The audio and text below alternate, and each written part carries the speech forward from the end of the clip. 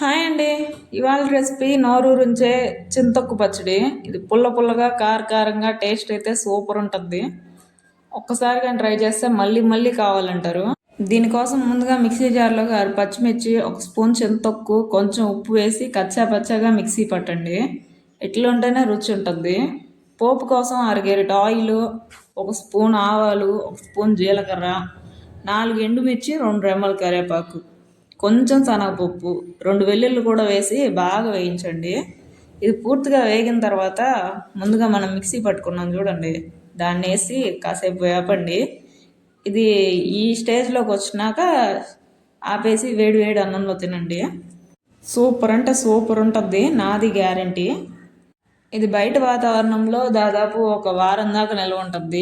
వారం నిల్వ ఉండడమేమో కానీ ఒక్క రోజులో కంప్లీట్ అయిపోద్ది. నేను కొంచెమే చేస్తున్నా, మీరు కొంచెం ఎక్కువ చేసుకోండి. ఇలాంటి మరిన్ని రెసిపీస్ కోసం మన ఛానల్ సబ్స్క్రైబ్ చేసుకోండి.